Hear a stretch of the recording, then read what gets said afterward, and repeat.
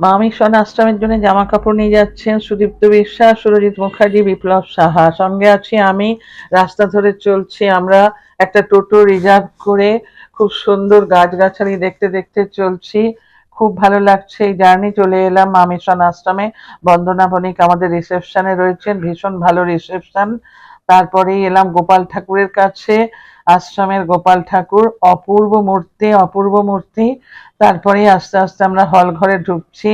হল ঘরে ঢোকার সময় দেখতে পাচ্ছেন এনাদের কাজের সাক্ষ্য বহনকারী নানা নিদর্শন।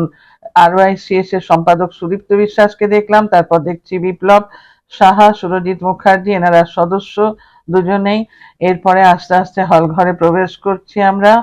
হল ঘরে গিয়ে ইনি হচ্ছেন আশ্রমের কর্ণধার, বিশাল পণ্ডিত মানুষ, কার্তিক দত্ত বণিক। এনার জ্ঞানের কোনো পরিসীমা নেই।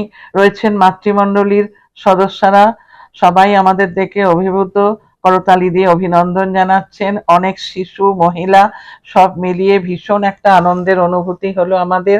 আমরা খুব খুশি, সবাই উঠে দাঁড়িয়ে আমাদের অভিনন্দন জানাচ্ছেন, মুখে সবার হাসি। ভীষণ ভালো লাগছে। একটু পরেই আমাদের কাজ শুরু হবে। এনাদের জন্য অনেক জামা কাপড় আমরা নিয়ে গেছি। এই RYCS এর ব্যানার ধরে দাঁড়িয়ে আছেন ওনাদেরই সব সদস্যা, আমাদেরও কিছু সদস্য দাঁড়িয়ে আছেন।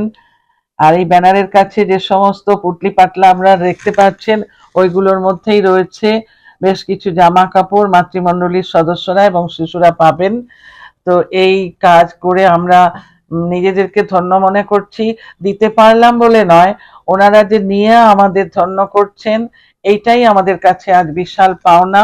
পরবর্তী সময় আমরা আরো যাব, আরো যদি সহযোগিতার হাত বাড়িয়ে তুলতে পারি এদের দিকে, আমরা নিজেদেরকে ধন্য বলে মনে করব। আজকের অনুভূতি ছিল অত্যন্ত ভালো অনুভূতি। আপনারা দেখতে পাচ্ছেন হল ঘরে বিভিন্ন কাজের নিদর্শন, এদের সবটুকু দেখানো যাচ্ছে না। প্রচুর কাজ এনারা করেন, ভীষণ ব্যাপক কর্মকাণ্ড। রয়েছেন অন্নপূর্ণা বণিক, ডক্টর অন্নপূর্ণা বণিককে দেখলাম এইমাত্র, কর্ণধারের কন্যা। আর এরপর দেখুন কার্তিক দত্ত বণিক কি বলেছেন, সেগুলো একটু পড়ে দেখুন। সব মিলিয়ে আজকের দিনটা